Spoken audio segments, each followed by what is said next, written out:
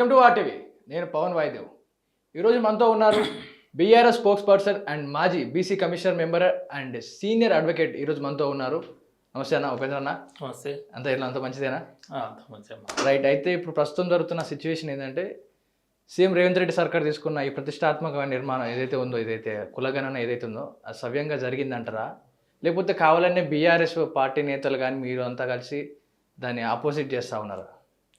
ఇప్పుడు కులగణన అనేది ఎప్పటి నుంచో ఉన్నటువంటి సబ్జెక్ట్ ఇది. దేశవ్యాప్తంగా కూడా రాహుల్ గాంధీ గారు కులగణన జరగాలి, ఎవరు ఎంతో జనం ఎంతో వాళ్ళ వాటాలు ఇవ్వాలని చెప్పేసి వారు ఈ మధ్యకాలంలో ఈ వాయిస్ తీసుకొస్తున్నారు. దాంట్లోనే అది సబ్సిక్వెంట్గా మన రాష్ట్రానికి వచ్చినప్పుడు కూడా కామారెడ్డి డిక్లరేషన్ అనేది ఒకటి పెట్టి, కామారెడ్డి డిక్లరేషన్లో అక్కడ ఉన్నటువంటి నాయకులు, పెద్ద నాయకులు సిద్ధరామయ్య గారు కానీ లేకపోతే మిగతా నాయకులంతా కూడా ఆ రోజు మీటింగ్లో చెప్పింది ఏంటంటే కంపల్సరీ 6 నెలల్లో కులగణన చేస్తామని చెప్పారు. కులగణన చేసి జనాభా తామాషా ప్రకారం కానీ 42% మేము అడిగేదేమో మా వాటా మేమెంతో మాకంత కావాలనేది ఈ డిమాండ్ తోటి నడుస్తున్నటువంటి సమస్య ఇది. కాకపోతే ఏంటంటే వాళ్ళు 42% ఇస్తామని చెప్పేసి మాట ఇవ్వటం జరిగింది.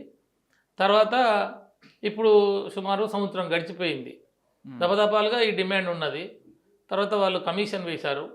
కమిషన్ కాదు, డెడికేటెడ్ కమిషన్ ఉండాలని చెప్పి సుప్రీంకోర్టు జడ్జిమెంట్ ఉంది కాబట్టి ఆ సుప్రీంకోర్టు జడ్జిమెంట్ ప్రకారం డెడికేటెడ్ కమిషన్ వేయాలి.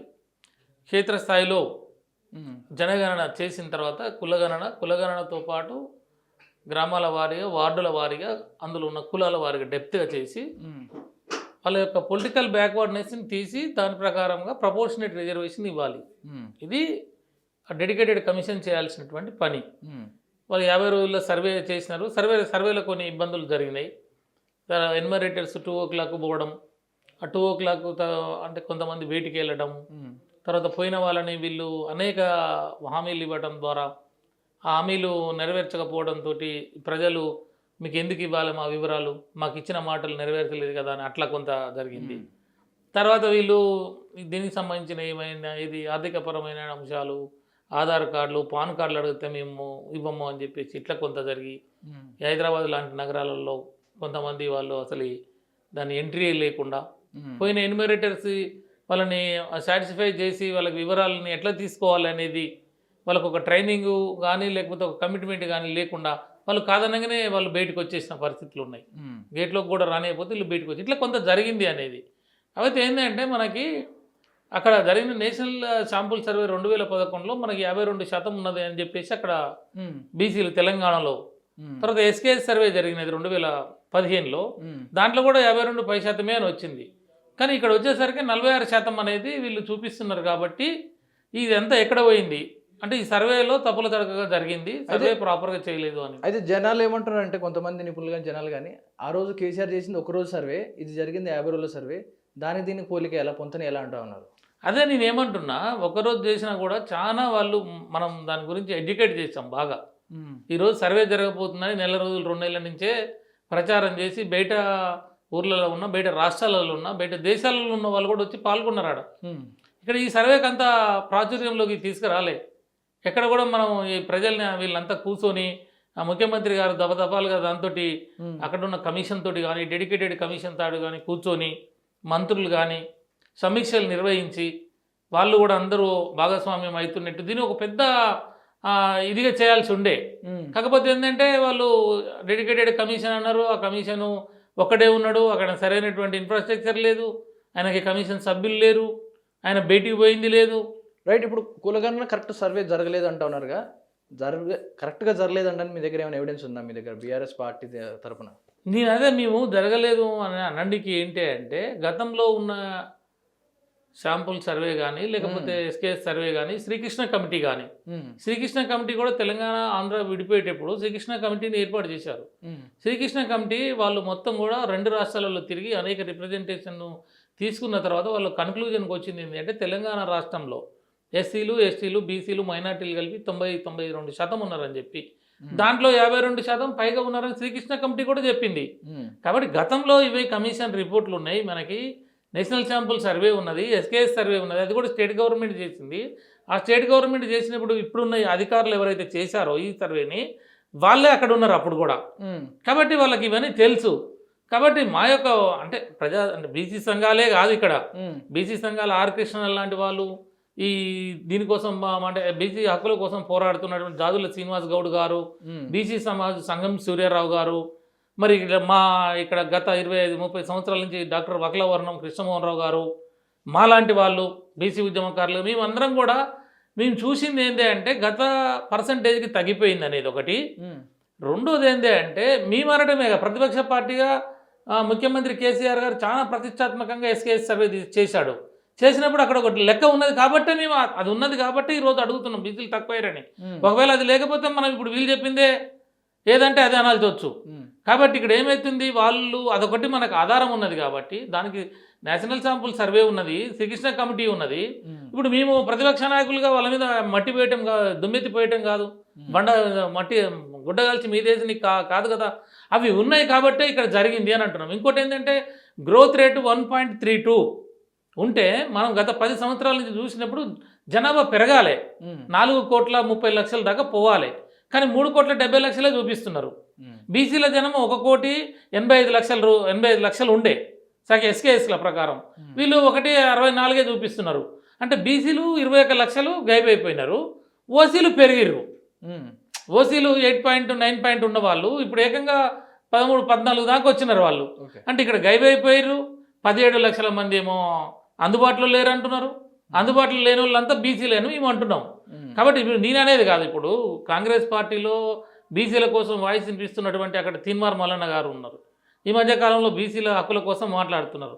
వారు కూడా ఈ సర్వే తప్పుల తడికి అని చెప్పినారుగా, ఈ సర్వే రిపోర్ట్ని కాల్ చేయమని చెప్పినాడు కదా, మేము చెప్పేది కదా. అందులో మళ్ళీ బీసీ కమిషన్ ఇప్పుడు ఏదైతే ఉన్నదో చైర్మన్ నిరంజన్ గారు వాళ్ళు కూడా దీని మీద వాళ్ళు కరెక్ట్ జరగలేదని చెప్పి వాళ్ళు ఓపెన్గా మాట్లాడినటువంటి పరిస్థితులు. అంటే కాంగ్రెస్ పార్టీలో ఉన్న బీసీ కమిషన్, రెగ్యులర్ కమిషన్ వాళ్ళు కూడా ప్రాపర్గా జరగలేదు అంటున్నారు.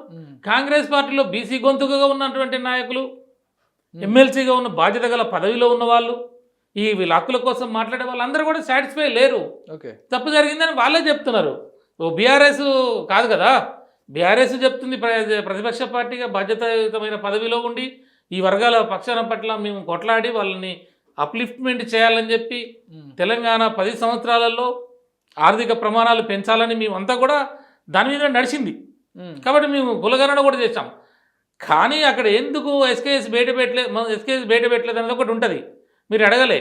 అక్కడ ఏంటి అంటే ఒకటి సుప్రీంకోర్టు జడ్జిమెంట్ ఉన్నది. అక్కడ supreme court judgement right to liberty అని చెప్పి Puttaswamy versus Union of India కేసులో, ఆ కేసులో వాళ్ళు ఏమంటారంటే వ్యక్తిగత సమాచారం కానీ, ఆస్తుల వివరాలు కానీ, ఆరోగ్య విషయాలు కానీ గోప్యత ఉండాలి, దాని లిబర్టీ ఉండాలి అన్నాడు. బట్ మేము చేసినప్పుడు కూడా కోర్టులో వేశారు దాన్ని.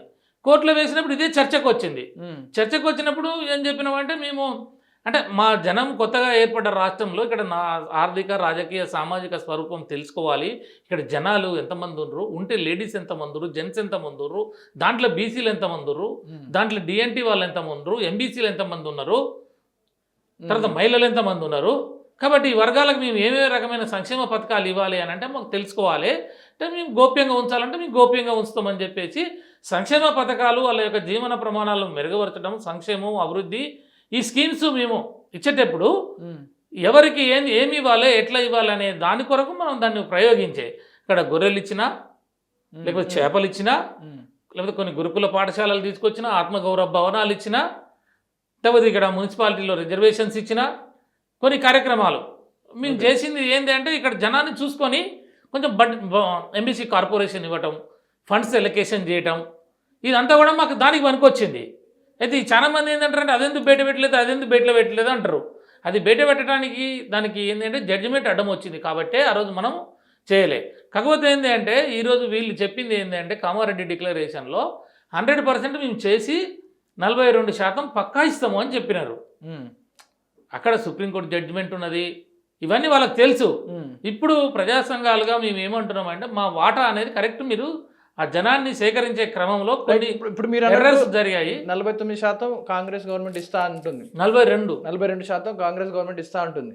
సెంట్రల్ ఇవ్వకపోయినా స్టేట్ మీ కాంగ్రెస్ తరఫున మీరు 42% ఇస్తా అంటారు. గతే 10 ఏళ్ల పాలనలో మీరు ఎందుకు చేయలేకపోయారంటారు? అదే ఏమంటున్నా, అక్కడ సుప్రీంకోర్టు జడ్జిమెంట్ ఉన్నది. ఆ సుప్రీంకోర్టు జడ్జిమెంట్ అంటే కాంగ్రెస్ గవర్నమెంట్ ఏమంటుందంటే ప్రస్తుతానికి సెంట్రల్ ఒప్పుకోపోయినా కోర్టులు ఒప్పుకోపోయినా మా పార్టీ తరఫున మేము బీసీలకి ఇంత ఇస్తామని అంటూ హామీ ఇస్తూ ఉన్నారు. ఈ హామీ మీరు అప్పుడు ఎందుకు ఇవ్వలేకపోయారు అంటున్నాను నేను. నేనేమంటున్నా, కాంగ్రెస్ పార్టీ కామారెడ్డి డిక్లరేషన్లో ఎలక్షన్ హామీ, ఉమ్, మేము ఎలక్షన్ హామీలు ఏం పెట్టలే. ఉమ్, మేము ఇంత పర్సెంటేజ్ ఇస్తాం, 50% ఇస్తాము, 42% ఇస్తామని మా ఎలక్షన్ మేనిఫెస్టోలో ఎప్పుడు లేదు. ఓకే. మేము బీసీలకు అలాంటి వాగ్దానాలు చేయలేదు, ఉమ్, మేము బీసీలని మోసం కూడా చేయలేదు. ఉమ్, అట్లా అని చెప్పి ఓకే. అక్కడ ఏంటంటే అడ్మినిస్ట్రేషన్ పరంగా మేము ఫస్ట్ గవర్నమెంట్ తెలంగాణ రాష్ట్రం ఏర్పడిన తర్వాత అక్కడ కూడా అప్పుడు కులగణన చేయాలనే అంశం ఉన్నది కాబట్టి ఉమ్, కొత్తగా ఏర్పడ్డ రాష్ట్రంలో మాకు ఒకసారి అవకాశం ఇవ్వండి అని మేము మొదటిసారి గతంలో ఎట్లా ఉంటే అట్లా జరిగింది. రెండోసారికి వచ్చేటప్పటికి ఏమైందంటే ఈ కృష్ణమూర్తి యూనియన్ ఆఫ్ ఇండియా అనే కేసులో చాలా స్పష్టంగా డైరెక్షన్ ఉన్నది అన్ని రాష్ట్రాలకి. ఉమ్, ఏమని ఉన్నది, ఆ కృష్ణమూర్తి కేసులో ఏంటంటే బీసీల రిజర్వేషన్ అంశానికి వచ్చినప్పుడు సుప్రీంకోర్టులో కేసులు వేశారు. ఉమ్, కేసులు వేసినప్పుడు అక్కడ ఏమన్నారంటే ఇప్పుడు నిజంగా contemporaneous rigorous empirical enquiry correct accurate జనాభా మీ దగ్గర ఉన్నదా, ఉమ్, చేసి ఎట్లా చేసారు, ఎట్లా చూపించగలుగుతారు మీరు, బీసీలను పెంచమని కానీ తక్కువ చేయమని కానీ చేయాలంటే అక్కడ నీకు సమగ్రమైనటువంటి సమాచారం క్షేత్రస్థాయిలో ఉన్నటువంటిది కావాలి. ఉమ్, కాబట్టి అప్పుడే వచ్చింది ఇది ఏమొచ్చింది, ట్రిపుల్ టెస్ట్ అనేది తీసుకొచ్చారు. ట్రిపుల్ టెస్టులనే ఇక్కడ డెడికేటెడ్ కమిషన్ అపాయింట్ చేయండి, తర్వాత క్షేత్రస్థాయిలో పర్యటించి పొలిటికల్ బ్యాక్వర్డ్నెస్ని ఏ కులం ఎంత జనాభా ఉన్నారని తీసిన తర్వాత ఇది ఇచ్చే క్రమంలో 50% దాటొద్దని మళ్ళీ క్యాప్ పెట్టినారు. అవును, షుడ్ నాట్ ఎక్సెడ్ 50%. ఇది ట్రిపుల్ టెస్ట్. అవును, అప్పుడు మా ఎప్పుడు కూడా ఏమొచ్చింది అంటే ఇదే వచ్చింది పంచాయతీ. ఉమ్, కాబట్టి ఎస్సీలకు మనం ఇచ్చాము. ఉమ్, నేను 42% ఇస్తానని మేము ఎక్కడ ఏమి వాగ్దానాలు ఇవ్వలేదు. కాబట్టి అది ఉన్నాక మాకు రిజర్వేషన్ మేము ఇచ్చింది అవన్నీ వీళ్ళకి తెలుసు. ఉమ్, ఇదంతా ఉన్నాక కూడా వాళ్ళు అక్కడ చెప్పడం జరిగింది కదా, అది పంచాయతీ. ఇప్పుడు ఓకే. నువ్వు చెప్పినావు కాబట్టి నువ్వు ఇయ్యమంటున్నావు. ఉమ్, ఇయ్యం ఎట్లా ఇస్తావు నువ్వు? ఇప్పుడు అసెంబ్లీలో చట్టం చేయాలి. ఇప్పుడు ఫస్ట్ నువ్వు ఈ రిజర్వేషనే తక్కువైందని చెప్పేసి అని జనాభా పర్సంటేజే తక్కువైందని ఓ పంచాయతీ వచ్చింది. మళ్ళీ నువ్వు రీసర్వే అంటున్నావు. రీసర్వేలో ఇదంతా రావాలి, సాటిస్ఫై కావాలి. మళ్ళీ నువ్వు ఇక్కడ అసెంబ్లీలో దీన్ని బిల్లు పాస్ చేసుకొని Okay. కేంద్రంలో పంపాలి. మరి కేంద్రంలోకి పంపితే వెంటనే అది కేంద్ర ప్రభుత్వం ఆమోదిస్తుందా? ఉమ్, వాళ్ళేమో కులగణనకి వ్యతిరేకం ఉన్నారు. కాబట్టి నీకు మంచి సంబంధాలు ఉన్నాయి, నువ్వు చోటే బాయివి, ఆయన బడే బాయ్ అంటున్నావు నువ్వు. ఉమ్, కాబట్టి ఈ చోటే బాయ్, బడే బాయ్, రాహుల్ బాయ్ అక్కడనేమో ట్రిపుల్ టెస్ట్. ఓకే. ఆ ట్రిపుల్ టెస్ట్ ఓకే కావాలంటే 3 బ్రదర్స్ కూర్చోవాలి. ఏది రాహుల్ భాయ్, చోటే బాయ్, బడే బాయ్, ఈ 3 బాయ్లు కూర్చొని ఈ 3 ట్రిపుల్ టెస్ట్ని కనుక ఛాయ్పై చర్చ పెట్టుకొని వాళ్ళు ఓకే అంటే, ఎందుకంటే ప్రతిపక్షంలో ఉన్నది రాహుల్ బాయ్, ఉమ్, అధికార పక్షంలో ఉన్నది బడే బాయ్, ఇక్కడ రూల్ చేస్తున్నది చోటే బాయ్. వీళ్ళు కనుక పార్లమెంట్లో బిల్లు పెడితే అది ఓకే అయింది అనుకోండి, అది చట్టం అయిపోతుంది, రాజ్యాంగ సవరణ అవుతుంది. ఓకే. సవరణ అయినప్పుడు 42% ఇవ్వచ్చు. ఉమ్, కాబట్టి ఈ ట్రిపుల్ టెస్ట్ ఇంప్లిమెంట్ కావాలంటే ఈ ట్రిపుల్ బ్రదర్స్, ఈ ట్రిపుల్ బాయ్ కనుక అయితే అవుతుంది. ఓకే. లేకుండా నువ్వు ఇక్కడనే ఒకటే చట్టం చేసి నేను పంపినా కేంద్రం పరిధిలో ఉన్నది వాళ్ళు ఇవ్వలేరు, అది కాదు, కాబట్టి నేను పార్టీ పరంగా ఇస్తున్నా అంటే పార్టీ పరంగా ఇచ్చేది ఎవరికి కావాలి? చట్టపరంగా కావాలి కదా. ఉమ్, రిజర్వేషన్ నువ్వు చెప్పింది 42% చట్టపరంగా ఇస్తాను. ఉమ్, రిజర్వేషన్లు పెంచితే అక్కడ లోకలల్లో దాని ప్రకారం రిజర్వేషన్ ప్రకారం వస్తాయి. నువ్వు పార్టీ పరంగా ఇస్తే ఇంకోటి నిలబడతాడు, ఉమ్, వేరేటోళ్ళని నిలబెట్టుకుంటారు. బీసీకి ఇచ్చిన కాడ ఇంకొక ఆయన నిలబడతాడు, ఓసీ నిలబడతాడు, ఒక ఆయన రెడ్డి నిలబడతాడు, ఒక వీళ్ళు తట్టుకోలేస్తారు కదా, తట్టుకోలేరు కదా. ఉమ్, నువ్వు ఇచ్చినట్టే ఇచ్చి ఓడగొడతావు కదా, ఇదంతా డొల్లా అవుతుంది అప్పుడు.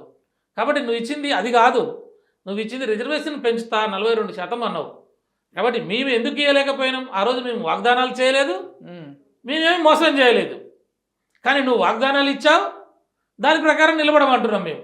దాన్ని ఎట్లా నిలబడతావు? అయితే ఇప్పుడు ఈ కులగణన సర్వే మళ్ళీ చేయాలంటారా? అది ఇప్పుడు చెప్పు చేసే మళ్ళా. ఛాన్స్ ఉందంటారా? వారం రోజులు టైం ఇచ్చినాడు కదా, ఉమ్, జరుగుతున్నది. ఎవరైనా ఇవ్వకపోతే చేసుకోండి అంటున్నాడు, ఏదో యాప్ కూడా ఓపెన్ చేస్తామంటున్నారు. ఉమ్, ఇదంతా కొంత జరుగుతున్నది. ఓకే. ఎట్లున్నా కూడా అదంతా ఒక రకంగా గ్రామాలలో జరిగి ఉండవచ్చు, కానీ సిటీ కాడికి వచ్చేటప్పటికి మున్సిపాలిటీలో ఈ నగరాలలో ఉమ్, హైదరాబాద్ లాంటి సిటీలలో కొద్దిగా అది ఇబ్బంది జరుగుతున్నది. సరే, ఏదేమైనా కూడా దాన్ని ఒక సక్సెస్ఫుల్గా చేయాలంటే ప్రభుత్వం యొక్క చిత్తశుద్ధి, ఆ అధికారుల యొక్క చిత్తశుద్ధి కూడా ఉండి, దానికి తోడు ప్రజా సంఘాలు, బీసీ సంఘాలు ఇవన్నీ కూడా కలిస్తే అవుతాయని మేము అనుకుంటున్నాం. రైట్. కాసేపు మనం ఈ బీసీ కులగణన పక్కన పెడితే రీసెంట్గా ఎర్రబెల్లి దయాకర్ గారు ఏదంటే మీటింగ్ పరంగా ప్రజలతో మాట్లాడే సమయంలో అన్నారు, కాంగ్రెస్లో 20 మంది ఎమ్మెల్యేలకు పైగా సీఎం రేవంత్ రెడ్డిని దింపడానికి అవిశ్వాస తీర్మానం కానీ పై ఎలక్షన్స్ కానీ తీసుకొచ్చడానికి రెడీగా ఉన్నారు. సీఎం రేవంత్ రెడ్డిని ఆ పదవి నుంచి దింపడానికి కాంగ్రెస్లో ఉన్న 20 మంది పైగా ఎమ్మెల్యేలు సిద్ధంగా ఉన్నారని ఆయన మీడియా ప్రకంగా మాట్లాడడం జరిగింది. సో ఇది నిజమే అంటారా? నిజంగా 20 మంది ఎమ్మెల్యేలు సిద్ధంగా ఉన్నారంటారా, లేకపోతే ఏదైనా ప్రజల్ని ఏదైనా ఉత్సాహం తెప్పడం కోసం మాట్లాడరు అవి. ఇప్పుడు ఇవన్నీ రాజకీయపరమైనటువంటి స్టేట్మెంట్లు. ఉమ్, రాజకీయ పార్టీలుగా రాజకీయ నాయకులుగా అక్కడ ఉన్న సందర్భాల బట్టి వాళ్ళకు ఉన్నటువంటి ఇన్ఫర్మేషన్ ప్రకారం వాళ్ళు కొన్ని స్టేట్మెంట్స్ ఇస్తారు. ఉమ్, ఇప్పుడు ఏమంటున్నారు కొంతమంది బీఆర్ఎస్ వాళ్ళు కూడా కాంగ్రెస్లో పోయి విలీనం అవుతారు, ఎల్పీ విలీనం చేయాలని చెప్పేసి కొంతమంది మాట్లాడుతున్నారు. ఉమ్, మాకాడ సమాచారం ఉంది, మాకాడ టచ్లో ఉన్నారని చెప్పేసి. ఉమ్, ఇదంతా కూడా మనము ఇది పొలిటికల్ స్టేట్మెంట్స్, ఏం జరుగుతుంది ఏం సంగతి అనేది ఎవరు కూడా మనం ప్రెడిక్ట్ చేయడానికి ఉండదు. కాకపోతే ఏంటంటే బీయింగే వారు ఒక పొలిటీషియన్, సీనియర్ పొలిటీషియన్ కాబట్టి వారు ఏ స్టేట్మెంట్ దేని ప్రకారం ఇచ్చారు ఏం సంగతి అనేది అది మనం వేచి చూడాల్సిందే. కానీ దాని మీద ఏది వాస్తవం ఏది అవాస్తవం, ఉమ్, రాజకీయాలలో ఏదైనా సాధ్యమే. ఆ, సాధ్యం ఇప్పుడు మనం చూస్తున్నాం కాబట్టి మనకున్న పరిధిలో ఒక్కరు వచ్చినా కూడా అక్కడ ముఖ్యమంత్రిగా ప్రమాణ స్వీకారం చేసిన పరిస్థితి చూసాం మనం మహారాష్ట్రలో. ఉమ్, కొన్ని మన గోవా లాంటిలో తక్కువ సభ్యులు ఉన్నా కూడా గవర్నమెంట్లు పడగొట్టి కొన్ని గవర్నమెంట్లు అయినాయి మనం చూసాం. ఉమ్, కాబట్టి ఈ రాజకీయాలలో ఇది జరుగుతుంది ఇది జరగదు అనే పరిస్థితులు ఈ కాలంలో సమకాలీన రాజకీయంలో మనం ఏది చెప్పే పరిస్థితులు లేవు అంటున్నాను. వారు స్టేట్మెంట్ ఇచ్చారంటే వారు దేని ఆధారంగా ఇచ్చారనేది వాళ్ళకున్న ఇన్ఫర్మేషన్ ప్రకారం వాళ్ళు మాట్లాడతారు. కాబట్టి దాన్ని మనం ఎండార్స్ చేయడానికి అది సీనియర్ పొలిటీషియన్స్కు వాళ్ళకున్న దాని పరిస్థితులు బట్టి మాట్లాడతారు. నిజంగా రేవంత్ రెడ్డిని గద్దె దింపే అవకాశం ఉందంటారా? ఇప్పుడున్న పరిస్థితులను అయితే ఇప్పుడు వారికి ప్రజలు అధికారం ఇచ్చినారు కదా, వాళ్ళు పరిపాలన చేస్తున్నారు. ఇప్పుడు దించాలి అనేది మా ఎజెండా కాదు. అది మా పార్టీకి అలాంటి ఉద్దేశాలు ఉండవు. మా సార్ చాలా స్పష్టంగా చెప్పారు. కేసీఆర్ గారు ఒకసారి కాదు 4 సార్లు చెప్పారు. కేటీఆర్ గారు కూడా చాలా స్పష్టంగా చెప్పారు. ప్రజలు వాళ్ళకి అవకాశం ఇచ్చారు. వాళ్ళు చాలా వాగ్దానాలు ఇచ్చినారు. ఆ వాగ్దానాలు ఎట్లా చేస్తారో మనం చేయకపోవడం వల్ల వాటి మీద మాత్రమే మేము ఫోకస్ చేస్తున్నాం. కానీ ప్రభుత్వాన్ని దించాలి, ప్రభుత్వాన్ని అస్థిరపరచాలి, వీళ్ళని ముఖ్యమంత్రిని సీట్ల నుంచి తీయాలనే ఆ ఎజెండా కానీ ఆ ఆలోచన కానీ మా పార్టీకి ఉండదు, మా నాయకత్వానికి అసలే ఉండదు. రైట్. రాష్ట్రంలో ఇన్ని జరుగుతున్నా ఇప్పుడు మీరు అన్నట్టు మీరు మాట్లాడుకుంటే ఇవన్నీ మీకు ఇంకో మాట ఏంది అంటే మీరు కరెక్షన్ ఏంది అంటే ఒకవేళ కాంగ్రెస్ పార్టీలో ఈ ముఖ్యమంత్రులు దించటము, అధికార బదలాయింపులు, వ్యక్తిని సీటు నుంచి మార్చడం అనేది వాళ్ళే చేసుకుంటారు. అది గమనించాలి మనం. కాంగ్రెస్ పార్టీని ఇంకొకరు చేయాల్సిన అవసరం లేదు. దాంట్లో ఉన్నటువంటి అసమ్మతివాదులు, దాంట్లో ఉన్న 3-4 ముఖ్యమంత్రి పదవికి నేనే సమర్థుని, నేను సీనియర్ని, నేనే క్వాలిఫైడ్ పర్సన్ని, కానీ నాకు అన్యాయం జరిగింది ఎవరో వచ్చి తీసుకుపోయినరు అనేది చాలా మంది అక్కడక్కడ అసంతృప్తితో ఉన్నారు. వాళ్ళు దాంట్లో 4-5 ముఖ్యమంత్రి సీటు కొరకు చాలా తీవ్రంగా ప్రయత్నం చేసిన వ్యక్తులు ఉన్నారు. వాళ్ళు అవకాశం కొరకు, సమయం కొరకు, సందర్భం కొరకు వేచి చూసి వాళ్ళల్లో వాళ్ళు ఏమన్నా ముసలం వచ్చి ఏదన్నా అయితే మనం చెప్పలేము. అయితే అందులో ఏమన్నా అవుతుందా, వాళ్ళలో ఏమన్నా అభిప్రాయ భేదాలు వచ్చేసి ఏమన్నా అనుకుంటున్న విషయాలు, ఎర్రబెల్లి గారు చాలా సీనియర్ పొలిటీషియన్ కాబట్టి అందులో ఉన్న వాళ్ళు వీళ్ళు దోస్తులే కాబట్టి అక్కడ ఉన్న సమాచారాన్ని బట్టి వారేమన్నా స్టేట్మెంట్ ఇస్తే ఇవ్వచ్చు కాక. అంతేగాని మా పార్టీ అధినాయకత్వం ఈ రచన చేసి ఈ గవర్నమెంట్ అనేది ఉండదు. వాళ్ళు వాళ్ళ ఏళ్ళతోటి వాళ్ళ కంట్లో వాళ్ళే పొడుచుకుంటారు. ఎందుకంటే గతంలో మనము ఒక ముఖ్యమంత్రిని దించడానికి ఇక్కడ మత గొడవలు సృష్టించి కాంగ్రెస్ పార్టీ యొక్క మనం గత చరిత్ర మనం చూస్తే ఓల్డ్ సిటీ లాంటి సిటీలో మత గొడవలు సృష్టించి గడ్డపారాలతోటి చిన్న పిల్లల్ని కూడా చంపి మత గొడవలుగా దాన్ని పెద్ద చిత్రీకరించి లా అండ్ ఆర్డర్ విషయాల్ని క్రియేట్ చేసి అక్కడ ఉన్న ముఖ్యమంత్రిని దించేసి వేరే వాళ్ళు అయ్యారు. ఆ చరిత్ర ఉంది వాళ్ళకి. కానీ ఇప్పుడు తెలంగాణ రాష్ట్రం అయినా అట్లాంటిది ఏం లేదు. 10 సంవత్సరాలు మనమే వచ్చాం, మనం ఒకటే ముఖ్యమంత్రి, ఒకటే తెలంగాణ ప్రజా ప్రయోజనాలే మనకి ఎజెండాగా మేము పోయినాం. ఇక్కడ లా అండ్ ఆర్డర్ మెయింటైన్ చేసినాం, ఇక్కడ కర్ఫ్యూలు లేవు, మత గొడవలు లేవు, అన్నీ మేము చేసుకొని 10 సంవత్సరాలు తెలంగాణ అభివృద్ధి. 10 సంవత్సరాలుగా పాలించిన కేసీఆర్ ఇప్పుడు ఎందుకని ఫామ్ హౌస్ వదిలి బయటికి రావట్లేదు? ఇంత సమస్యలు వస్తున్నా మీడియా ముఖంగా మాట్లాడలేదు అండ్ అసెంబ్లీ సెషన్కి అటెండ్ అవ్వడం లేదు. ఎందుకంటే ఫామ్ హౌస్కి అంకితం అయిపోయారు. ఇప్పుడు కేసీఆర్ గారు ఏది చేసినా కూడా ఒక వ్యూహం ఉంటుంది. ఆయన ఒక 45 సంవత్సరాలు సీనియర్ నాయకుడు, ఎన్నో పదవులు పొందినాడు, ఎన్నో పదవులు వదిలినాడు ప్రజల కొరకు. పదవులే కాదు ప్రాణాలను కూడా వదలడానికి సిద్ధపడ్డటువంటి నాయకుడు. వారికి తెలుసు ఉద్యమాలు ఏంటి, ప్రజలు ఎట్లా ఆలోచిస్తారు అనేది. కాబట్టి ఇప్పుడు అధికారం వాళ్ళు బదలాయించారు, ప్రజలు మమ్మల్ని కాదని వాళ్ళకి ఇచ్చినప్పుడు వాళ్ళు రూల్ చేస్తున్నారు. వాళ్ళు రూల్ చేస్తే వాళ్ళు మంచేందో చెడేందో ప్రజలకి రావాలి కదా రిజల్ట్. ఇట్లా అధికార బదలాయింపు కాగానే 3 నెలల్లో 4 నెలలనే కావు కదా. కాబట్టి ఏంది అంటే వారు ఒక సీనియర్ పొలిటీషియన్గా మరో 10 సంవత్సరాలు ముఖ్యమంత్రి చేసినాడు. ఇక్కడ బడ్జెట్ ఏంది, ఇక్కడ ఈ రాష్ట్రంలో ఉన్నటువంటి పరిపాలన ఏంటి, ఇక్కడ ఉన్న ఆర్థిక లావాదేవీలు వచ్చేది ఎంత పోయేది ఈ విషయాలన్నీ ఉన్నాయి. కాబట్టి కొత్తగా వచ్చిరు వీళ్ళు, ఇది కలగూర గంప, ఎవరికి దాని మీద పెద్ద అవగాహన ఉన్న వాళ్ళు కాదు. ఏదో రాజశేఖర రెడ్డి పీరియడ్లో 2-3 మంత్రులు చేసిన వాళ్ళు ఇప్పుడు అయినారు. అయ్యాలో కూడా వాళ్ళు ఏంటంటే రాజశేఖర రెడ్డి ఉంది కాబట్టి వీళ్ళని ఏమైనా ఉత్సవ విగ్రహాలుగా పెట్టి ఊర్లో ఊరేగించిండు, కానీ వీళ్ళకి ఆ బడ్జెట్ మీద కానీ సమస్యల మీద కానీ ప్రజా ప్రయోజనాల దృష్టిలో వాళ్ళు ఎప్పుడు కన్ఫైన్గా ఉండి పనిచేసిన బాబతగాళ్ళు కాదు. రాజశేఖర రెడ్డి ఉండు ఏంటంటే ఆయన ఉన్నాడు కాబట్టి ఆయన చూసుకుంటాడు. వీళ్ళు ఏమైనా పోరా అంటే వీడు పోయి ఊరే వచ్చేసి కరీంనగర్లో సభ పెట్టి అట్లా మంత్రిగా వీళ్ళని అట్లా చేసిరు. అంటే వీళ్ళకి అంటే కేసీఆర్ గారికి వాళ్ళకి కాంగ్రెస్కి టీఆర్ఎస్కి బీఆర్ఎస్కి తేడా ఏంటంటే ఇక్కడ ఉద్యమ నేపథ్యం నుంచి వచ్చిన వాళ్ళు ఇక్కడ ఆర్థిక రాజకీయ సామాజిక నీళ్ళేంటి రైతులేంటి ఇదంతా కూడా పూర్తిగా అధ్యయనం చేసి ప్రతి విషయం మీద మేము ఆ రోజు ఆర్గ్యూ చేసేవాళ్ళం. కేసీఆర్ గారు ఎందుకు తెలంగాణ కావాలనే అంశంలో గోదావరి నీళ్ళేంది, కృష్ణాల నీళ్ళేంది, మా నీళ్ళు ఎట్లా పోతున్నాయి, మా ఉద్యోగాలు ఎన్ని ఉద్యోగాలు పోయినాయి, నిధుల పరిస్థితి ఏంటి, వీటి మీద అవగాహన ఉంది.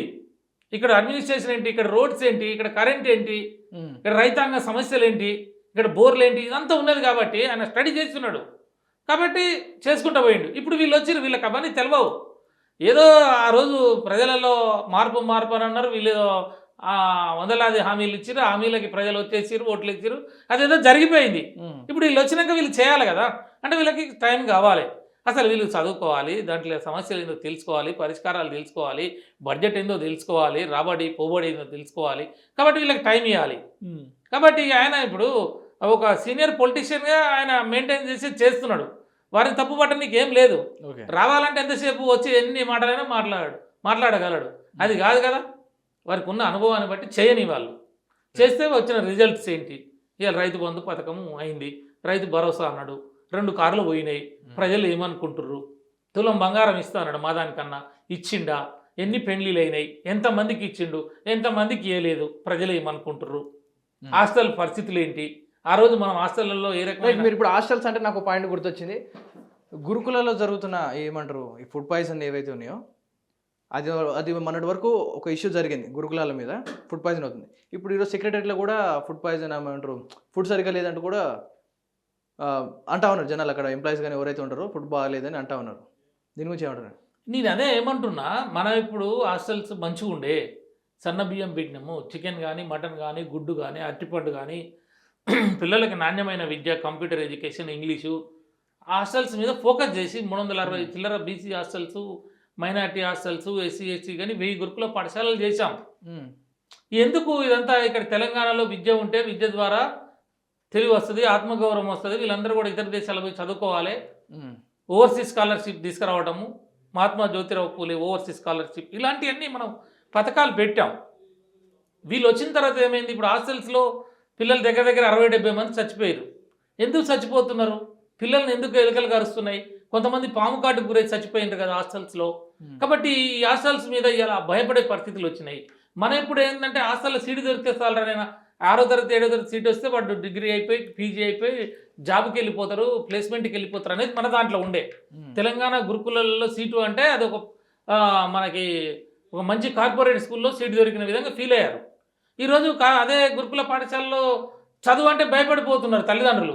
వదిలే ఎన్నో ఒకడ ఉన్నకాడి దీన్ని చదివించుకునే పరిస్థితులు. అంటే ఇవన్నీ కూడా జరుగుతున్న క్రమంలో ప్రజలు ఏమనుకుంటుర్రు, వీళ్ళు ఎంతవరకు సక్సెస్ అవుతుర్రు, వీళ్ళ పరిపాలన ఏంది, వీళ్ళ తెలివి ఏంది, వీళ్ళు ఎన్నిసార్లు కూర్చొని సమీక్షలు పెట్టారు.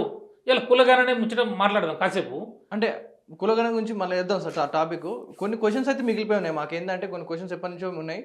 అయితే కేసీఆర్ గారు కట్టించిన ఆ డబుల్ బెడ్రూమ్ ఏదైతే 1,00,000 డబుల్ బెడ్రూమ్ ఇల్లులు ఏవైతే ఉన్నాయో మీరు గడిచిన 10 ఏళ్లలో ఎవరికి ఇవ్వలేదు. అండ్ దట్టు ఇప్పుడు కాంగ్రెస్ వచ్చిన తర్వాత అవి కొన్ని సిచ్యువేషన్స్ వల్ల వేరే వాళ్ళకి అలౌట్ చేస్తూ ఉన్నారు. అంటే దాని పేరు మార్చారు, దానికి ఇందిరమ్మ ఇల్లు అని చెప్పి పేరు మార్చారు. ఇప్పుడు ఏమంటున్నారంటే, ప్రజలు ఏమంటున్నారంటే, మీరు అప్పుడు ఇవ్వలేదు ఇల్లులు, కాంగ్రెస్ ప్రభుత్వం మాకు ఇల్లులు ఇస్తుంది, మీరు ఎందుకని దాన్ని ఆపుతా ఉన్నారు, అంటే ఇందిరమ్మ ఇల్లు మార్చారని 3 రంగులు వేశారని చెప్పి మీరు అంటా ఉన్నారు. బీఆర్ఎస్ తరఫున కేటీఆర్ గారు కానీ మిగతా వాళ్ళు అంటారు, మేము డబుల్ బెడ్రూమ్ కట్టించింది మేము, పేర్లు మార్చి ఇచ్చేదేమో మీరు అని చెప్పి అంటా ఉన్నారు.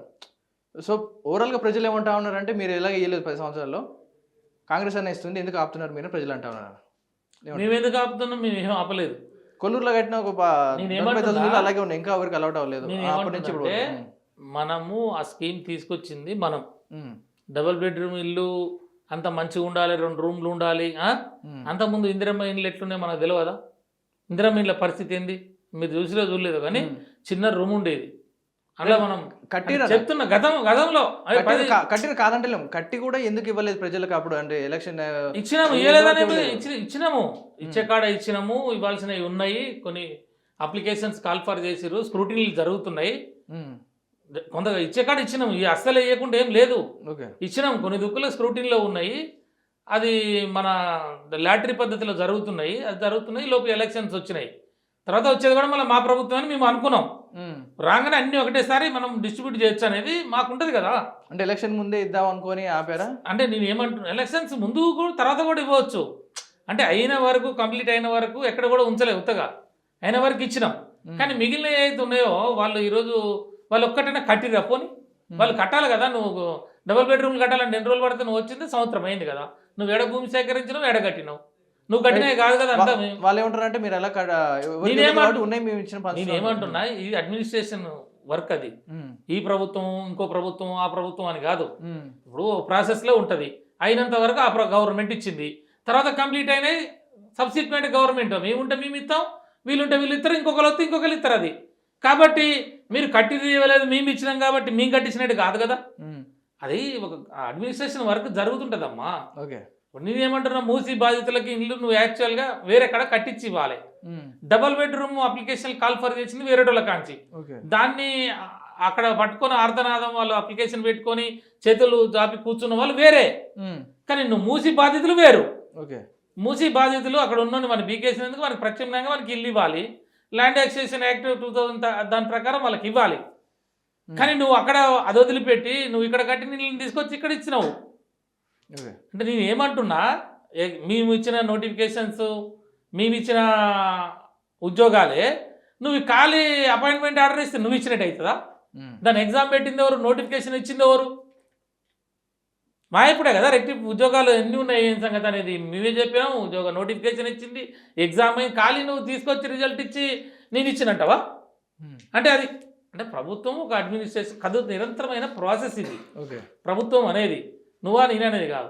నేనేమంటున్నా, గత ప్రభుత్వం చేసిన డబుల్ బెడ్రూమ్లు కట్టి నేనే ఇచ్చిన అంటే కాదు, కరెక్ట్ కాదు కదా. నువ్వు వచ్చిన తర్వాత నువ్వు ఎంత ల్యాండ్ ఎక్విజిషన్ చేసినావు, ఎంతమంది నీ కాడికి అప్లికేషన్లు వచ్చినాయి, నువ్వు ఎన్ని బిల్డింగ్లు కట్టావు, కడితే నువ్వు అందులో ఎవరు క్వాలిఫైడ్ పర్సన్స్, నువ్వు ఎన్ని వాళ్ళకి ఇచ్చావు, ఇది కదా నువ్వు చెప్పినప్పుడు. నీ ప్రభుత్వం ఇందిరమ్మ రాజ్యం అంటే ఇది కదా నువ్వు చెప్పేది. నువ్వు ఎన్ని నోటిఫికేషన్ ఇచ్చావు నీ గవర్నమెంట్ వచ్చిన తర్వాత, ఎన్ని ఉద్యోగాలు నువ్వు డిటెక్ట్ చేశావు, ఎన్ని ఎగ్జామ్ కండక్ట్ చేశావు, ఎన్ని ఎగ్జామ్కి రిజల్ట్ ఇచ్చావు, ఎంతమందికి ఉద్యోగాలు ఇచ్చావు, ఇది కదా నువ్వు చెప్పాల్సింది. నువ్వు ఇచ్చిన నోటిఫికేషన్లు అన్నీ చెప్పు ఫస్ట్. ఉద్యోగాలు కాదు, ఉద్యోగాలు గవర్నమెంట్ నోటిఫికేషన్లు అవి. కానీ నువ్వు చెప్పాల్సింది ఏంటి ఇక్కడ, నీ నోటిఫికేషన్స్ ఎన్ని అనేది నువ్వు చెప్పాలి. పలానా పోలీస్ డిపార్ట్మెంట్లో నోటిఫికేషన్ ఇచ్చా, ఇగో ఇన్ని ఉద్యోగాలు, ఇగో ఇన్ని రోజు ఎగ్జామ్ పెట్టా, ఇంతమంది క్వాలిఫైడ్ అయ్యారు, ఇగో ఈ ఉద్యోగాలు నేను ఇచ్చా. పలానా హెల్త్ డిపార్ట్మెంటు, పలానా ఇంకోటి, నువ్వు ఇంట్లో ఏది నోటిఫికేషన్ ఏది చెప్పు. నువ్వు డిఎస్సి ఇచ్చినవా? గత డిఎస్సికి ఒక 5000 ఉద్యోగాలు కలిపి ఇంకో డిఎస్సి నోటిఫికేషన్ అన్నావు, కానీ ఫ్రెష్ నీ నోటిఫికేషన్ ఏది చెప్తాను. సమాధానం ఉన్నదాన్ని ఇక్కడ ఆన్సర్ ఎన్ని ఉద్యోగాలు ఇచ్చారో చెప్పగలుగుతారా మీరు? ఆ ప్రాతిపదికన పెట్టి నువ్వు గత గవర్నమెంట్ కట్టినవి అక్కడ కంప్లీట్ అయ్యో కాలేదో, అడ్మినిస్ట్రేషన్ గ్రౌండ్లోనో, లేకపోతే ఎలక్షన్ కోడ్ వచ్చో ఇవ్వలేకపోతేనో, దాన్ని నువ్వు ఈ రోజు వచ్చి నేనే ఇచ్చిన దాన్ని 3 రంగులు వేసేసి ఇది ఇందిరమ్మ రాజ్యం, ఇది ఇందిరమ్మ ఇల్లు, ఇది కాంగ్రెస్ జెండా, ఇది కరెక్ట్ కాదు కదా. నువ్వు ఎప్పుడైనా ఇల్లు కడితే నువ్వు ల్యాండ్ ఎక్విజిషన్ కాంచి నువ్వు చూపించాలా, అప్లికేషన్ కాల్ఫర్ చేసిన కాంచి చూపించాలా. నువ్వు బిల్డింగ్ కట్టింది ఎంత, నువ్వు ఫండ్ ఎలొకేషన్ చేసింది ఎంత, ఎన్ని ఇల్లింగ్లు కట్టావు, ఎంతమందికి ఇచ్చావు, ఆ ఇచ్చేటప్పుడు సోనియా గాంధీ గారిని పిలిచి ఇచ్చావా, రాహుల్ గాంధీ గారిని పిలిచి ఇచ్చావా, ఎవరి చేతుల మీదుగా వాళ్ళకి ఇస్తే వాళ్ళు అల్లబోయి సంసారం ఉన్నారు, వండుకొని తిన్నారు. ఇగో నేను ఇందిరమ్మ కట్టిన ఇంట్లో నేను అన్నం వండుక తింటున్నాను, ఎంతమంది పేపర్ స్టేట్మెంట్లు వచ్చి ఎంతమంది టీవీలలో మాట్లాడేది ఇది కదా. కాబట్టి నేను ఏమంటున్నా, ఈ డొల్లా గత గవర్నమెంట్ చేసినాయని చెప్పి నేనే చేసిన అనడం ఎంతవరకు సబ్బు అనలేం కదా మనం. కాబట్టి అది కరెక్ట్ కాదంటున్నా. రైట్, ఇప్పుడు ముస్లిమ్స్ని బీసీలో కలపొద్దు అంటూ బండి సంజయ్ గారు వ్యాఖ్యలు చేశారు. సో ఇది ఎంతవరకు సభ్యం అంటారు? కలపొచ్చా కలపకూడదు అంటారా? అది ఒక వాళ్ళ రాజకీయపరమైనటువంటి స్టేట్మెంటు. అది ఏబిసిడి అనేది క్లాసిఫికేషన్లో ఉన్నది. ఆ విషయం అనేది సుప్రీంకోర్టులో పెండింగ్ ఉన్నది.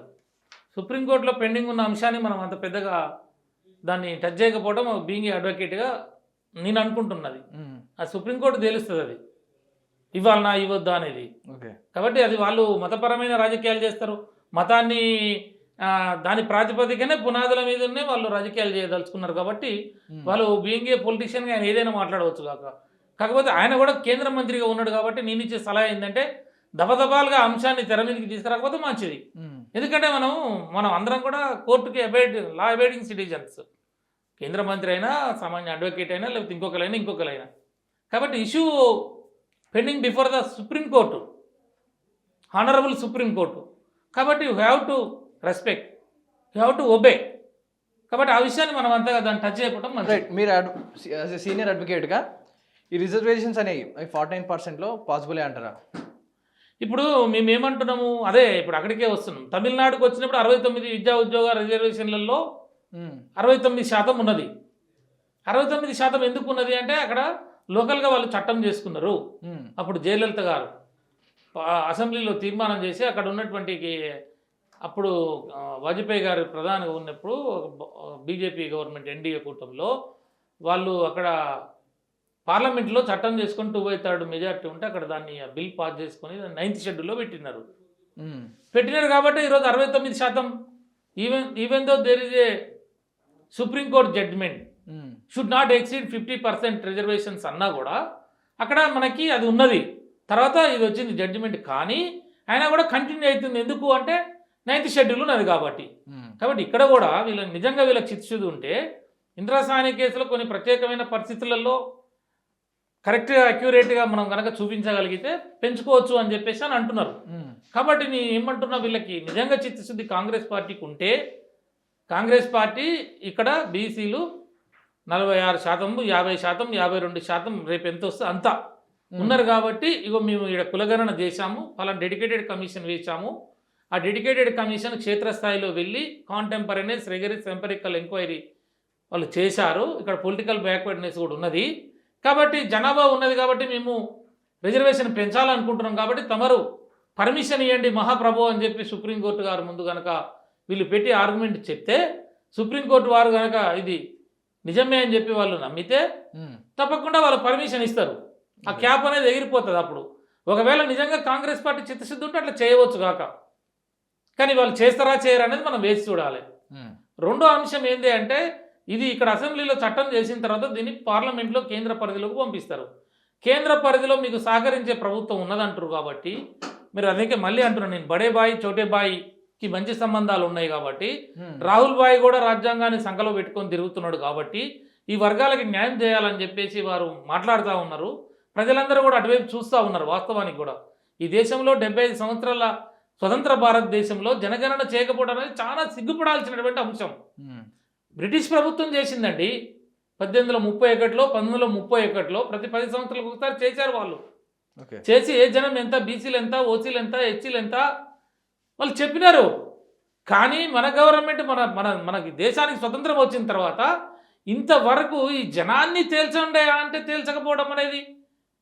కాగా కాలేల్కర్ కమిషన్ 1952 వాళ్ళ రిపోర్ట్లో చాలా చక్కగా చెప్పాడు. ఆయన కూడా జనాన్ని తేల్చాలి, ఇక్కడ ప్రజా ప్రయోజనాల దృష్టిలో వీళ్ళకి పథకాలు సృష్టించాలన్నా, సంక్షేమం ఇవ్వాలన్నా, అభివృద్ధి కావాలన్నా, విద్యా ఉద్యోగ రాజకీయాలలో వీళ్ళకి సామాజికంగా అన్ని రకాలలో వీళ్ళ అవకాశాలు దక్కాలంటే ఇక్కడ భారతదేశ సామాజిక స్వరూపం బీసీలు, ఎస్సీలు, ఎస్టీలు ఎంతమంది ఉన్నారు ఉంటే వాళ్ళ చదువు ఎంత వచ్చింది, పోనీ వాళ్ళ ఐఏఎస్లు, ఐపీఎస్లు అయ్యిరా, పరిశ్రమలు పెట్టిర్రా, వాళ్ళ దగ్గర భూమి ఎంత ఉన్నది, వాళ్ళ దగ్గర బంగారం ఎంత ఉన్నది, అసలు వాళ్ళ సామాజికంగా వాళ్ళ గౌరవం దొరుకుతున్నదా, ఇవన్నీ కూడా వాళ్ళు చేయమని చెప్పి కాకా కాలేల్కర్ కమిషన్లో కొంత చేశాడు.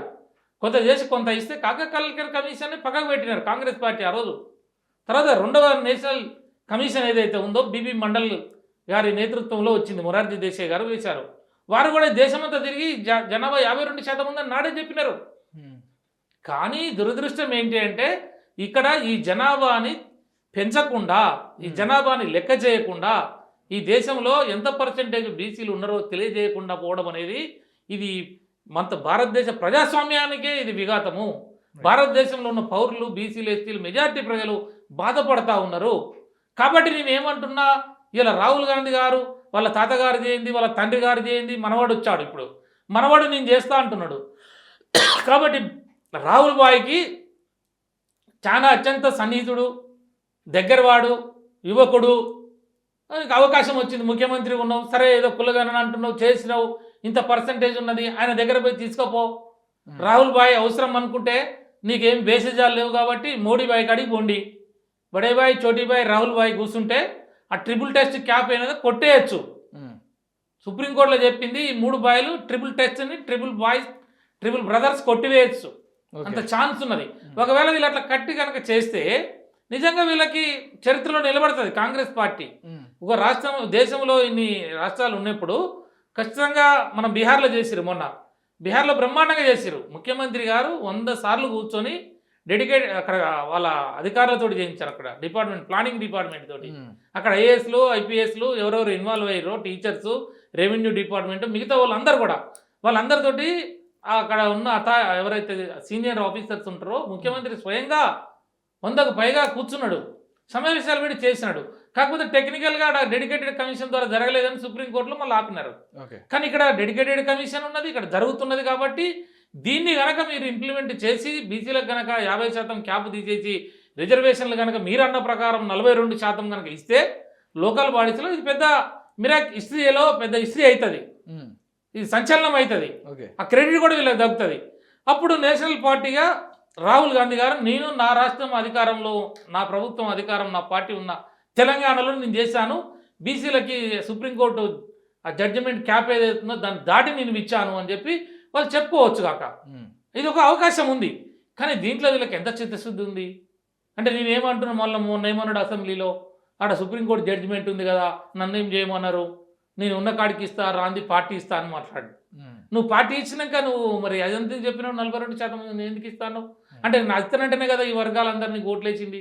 బీసీలో ఉన్న ఇన్ని 131 కులాలు ఇప్పటి వరకు చాకలి కానీ, మంగలి కానీ, కమ్మరి కానీ, కుమ్మరి కానీ, దూదేకుల కానీ, ఆరకెట్క కానీ, పూసలోళ్ళు కానీ, మేదరోళ్ళు కానీ, గంగేద్రోళ్ళు కానీ, ఈ కులాలు గ్రామీణ వాతావరణంలో కాంగ్రెస్ పార్టీ 42% ఇస్తుందంటే వాళ్ళకు ఒక ఆశతోటి, అరే వార్డు మెంబర్ కాలే మేము అవుతాము, సర్పంచ్ కాలే అవుతాము, ఎంపీటీసీలు కాలే అవుతాము, జడ్పీటీసీలు కాలే అవుతాము, మండలాధ్యక్షులం అవుతాం అని చెప్పి ఆ వర్గాలందరూ కూడా లేచి కూస్తున్నారు. లేచి కూర్చొని కాంగ్రెస్ పార్టీ వైపు మొగ్గిర్రు, ఆ రోజు ఓట్లు వేసిర్రు. కానీ నువ్వు అట్లా చెప్తేనే కదా చట్ట ప్రకారం వస్తానంటేనే వీళ్ళందరూ వేసింది. మళ్ళీ నువ్వు వచ్చిన తర్వాత అధికారంలో వచ్చి సీట్ల మీద కూర్చొని ఆ వర్గాలను వాడుకొని వాళ్ళ భుజాల మీద కాళ్ళు పెట్టి నువ్వు సీట్లో కూర్చున్న తర్వాత మళ్ళీ సుప్రీంకోర్టు జడ్జిమెంట్ని చూపించి, సుప్రీంకోర్టు జడ్జిమెంట్ ఉంది కాబట్టి నేను ఎస్సీ ఎస్టీలకు ఓన్ ఇస్తా, మిగతాది పార్టీ ఇస్తుందంటే జూటానే కదా. అప్పుడు చోటేబాయ్ ఏమవుతాడు, జూటేబాయ్ అవుతాడు. చోటాబాయ్, బడేబాయ్, రాహుల్ బాయ్ కలిసి ఇది చేస్తేనేమో మీకు చరిత్రలు నిలబడిపోతారు. లేకపోతే మీరంతా కూడా జూటే బాయిలు అవుతారు, బట్టే బాయిలు అవుతారు బీసీల దృష్టిలో. కాబట్టి రాబోయే కాలంలో మీరు ఈ మాట గనక మీరు ఇంప్లిమెంట్ చేయకపోతే గ్రామీణ తెలంగాణలో ఈ వర్గాల ప్రజలు, ఇవాళ గౌడు కానీ, యాదవ్ కానీ, మున్నూరు కాపు కానీ, పద్మశాలీలు కానీ, మిగతా ఇప్పుడు నేను చెప్పిన ఎంబీసీలు, డిఎన్టీలు అంతా లేచి కూస్తున్నారు. కాబట్టి కాంగ్రెస్ పార్టీని పాతాళ లోకానికి దొక్కేస్తారు. ఎందుకంటే నువ్వు చెప్పినావు కదా, చెప్పినావు. ఇంకోటి ఏంటంటే, ప్రజలలో ఈ వర్గాలకి అన్యాయం జరిగింది, మా శాతం మాకు రావట్లేదు, మా జనాభా తమాషా ప్రకారం విద్యా ఉద్యోగాలు రాలేదు, మాకు ఉపాధిలో రాలేదు, మాకు ఈ సంపదలో రాలేదు, మాకు ఈ స్కీమ్లలో ప్రభుత్వం ఇచ్చిన సంక్షేమ పథకాలలో మాకు అందలేదు, రాష్ట్ర సంపద, దేశ సంపద సృష్టించింది ఈ వర్గాలు, ఈ ఉత్పత్తి కులాలు, ఒక కమ్మరి, ఒక చాకలి, ఒక మంగలి, ఈ దేశంలో సంపదని ఉత్పత్తి వర్గాలు వాళ్ళు సృష్టించారు. వాళ్ళే ఆ సృష్టించిన సంపద కదా ట్యాక్స్ అయిపోయింది. ఈరోజు వాళ్ళే కష్టపడి, వాళ్ళే బతికి, వాళ్ళే ప్రభుత్వానికి పనులు కడితే ఈ రాష్ట్రంలో 2 లక్షల రూపాయల కోట్ల బడ్జెట్ ఏర్పడ్డదంటే ఆ బడ్జెట్కి కారణం గ్రామీణ ఉత్పత్తి కులాలు కాదా? ఒక రైతు ఉన్నాడు అంటే, రైతు వ్యవసాయం చేస్తే రైతుకు వెనక ఉన్నది ఎవరు?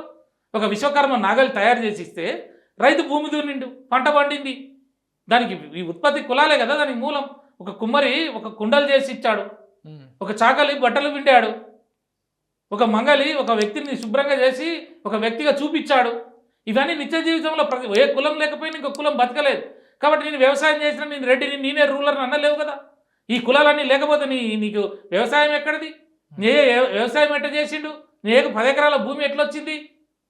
వాళ్ళంతా చేస్తేనే కదా నువ్వు పైకి వచ్చింది. ఇవాళ నువ్వు రెడ్డివైనా, రావు అయినా, నువ్వు ఇంకోటే చౌదరివైనా, ఇవాళ నువ్వు రూలర్ అయినా, భూమి దగ్గర ఉన్నది కాబట్టి, రూల్ చేసినారు కాబట్టి, చదువుకున్నారు కాబట్టి, మీరు నాయకులుగా చలామణయ్యారు కాబట్టి పవర్లోకి వచ్చారు.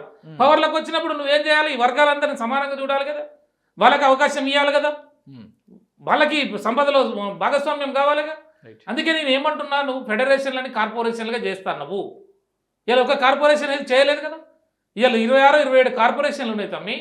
బీసీ కార్పొరేషన్లకి నువ్వు ఫండ్ కేటాయించు, పాలక మండలి లేవు, అక్కడ కూడా డైరెక్టర్ పోస్టులు ఇవ్వు. వాళ్ళకి నీ పార్టీ వాళ్ళు అవుతారు కదా, నీ పార్టీ వాళ్ళు చైర్మన్లు అవుతారు, డైరెక్టర్స్ అవుతారు. వాళ్ళకు ఒక కారు ఇవ్వు, ఎలవెన్స్ ఇవ్వు, వాళ్ళు తిరుగుతారు. దానికి 2000 కోట్ల రూపాయలు. ఒడ్డెర కార్పొరేషన్ ఉంది, విశ్వకర్మ కార్పొరేషన్ ఉంది, నాయి బ్రాహ్మణ కార్పొరేషన్ ఉంది. ఈ కార్పొరేషన్లకు నువ్వు పైసలు ఎందుకు ఇవ్వట్లేదు? నీ 42% దేవుడేరు. నువ్వు పార్లమెంట్లో బిల్లు ఎప్పుడు పెడతావో, మేము తినేది ఎప్పుడో, వాడు వచ్చేది ఎప్పుడో, ఏది ఎప్పుడో. కానీ నీ చేతిలో ఉన్నది 20,000 కోట్ల రూపాయలు సంవత్సరానికి ఇస్తాను కదా. బడ్జెట్ పెడుతున్నావు, బీసీ సప్లాన్ పెడతావు కదా. సప్లాన్ పెట్టినావా నువ్వు? ఫండ్స్ ఎన్ని ఇచ్చినావు నువ్వు? కార్పొరేషన్లకి డబ్బులు 2,000 కోట్ల రూపాయలు అమ్మడి ప్రతి కార్పొరేషన్కి పాలక మండలి అయ్యి, వాళ్ళందరికీ గ్రామీణ వాతావరణంలో ఉన్నటువంటి పేద వర్గాలు, ఈ కులాల నుంచి వచ్చినటువంటి వాళ్ళకి లోన్లు తీసుకుంటారు. ఏదో ఒక పని చేసుకుని బతుకుతారు కదా. పిల్లలకి నువ్వు ఫీజు రియంబర్స్మెంట్ ఇవ్వలే. పిల్లలు ఇతర దేశాలకు పోయే మహాత్మా జ్యోతిరావు ఓవర్సీస్ స్కాలర్షిప్ ఉన్నది, దాన్ని మీరు ఇంతవరకు పక్కకు పెట్టినరే.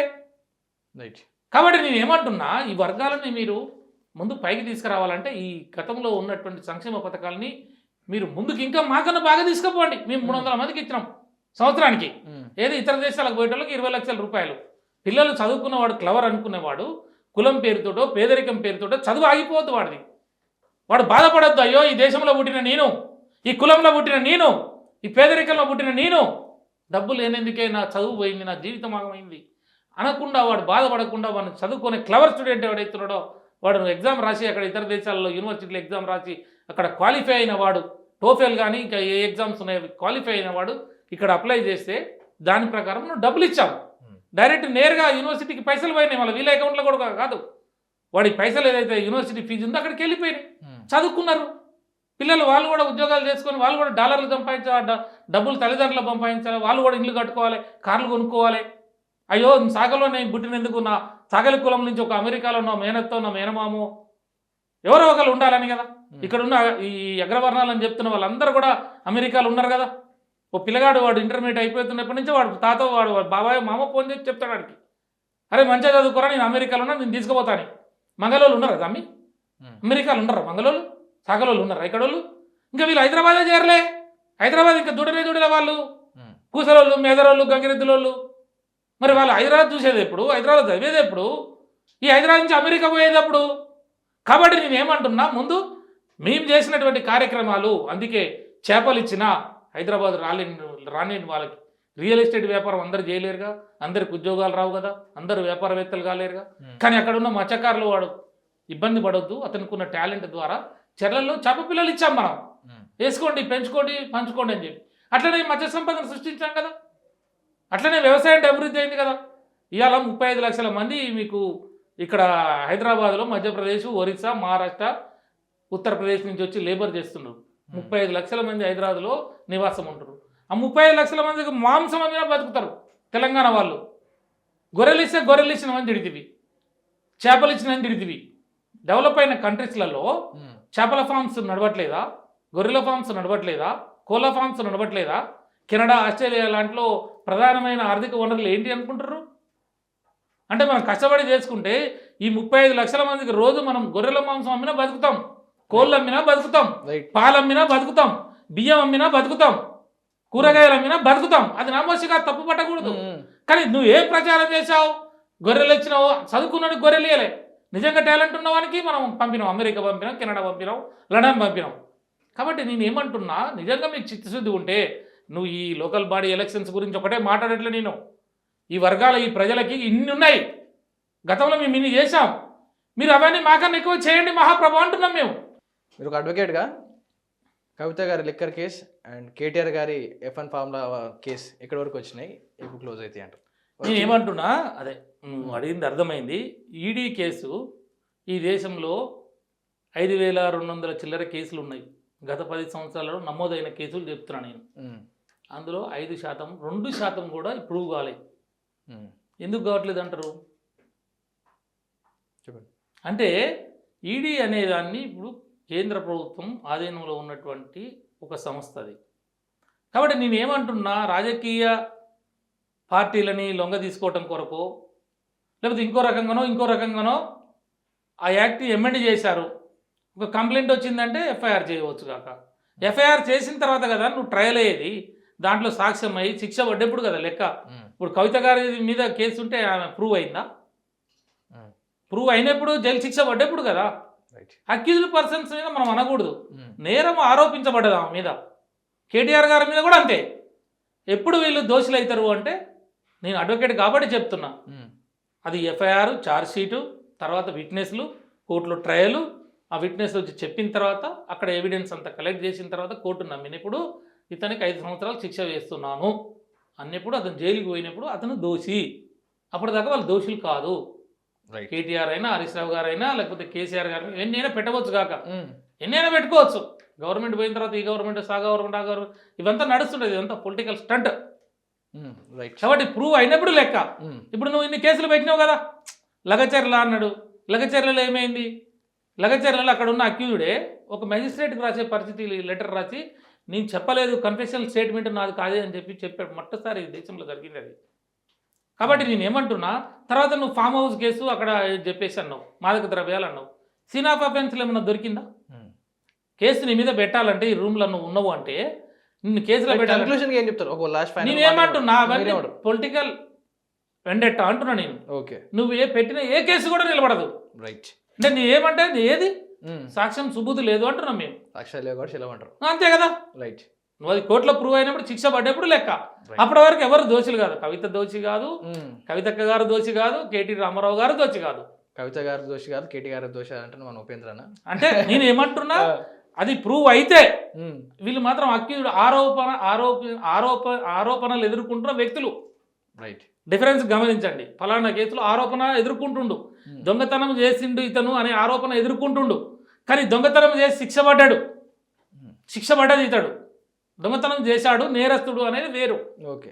ఆరోపణలు ఎదుర్కోవడం వేరు, శిక్ష పడటం వేరు అంటున్నా. రైట్. థ్యాంక్ యూ అన్న, మా స్టూడియోకి వచ్చి మీ వాల్యుబుల్ టైం స్పెండ్ చేసినందుకు. ఇది ఇవాల్టి ఎపిసోడ్. మరో మంచి ఎపిసోడ్తో మళ్ళీ కలుసుకుందాం. Stay tune to RTV. మరిన్ని వీడియోస్ కోసం ఛానల్ ని సబ్స్క్రైబ్ చేయండి. లేటెస్ట్ అప్డేట్స్ కోసం వాట్సాప్ ఛానల్ ని ఫాలో అవ్వండి. ఆ లింక్ డిస్క్రిప్షన్ లో ఉంది.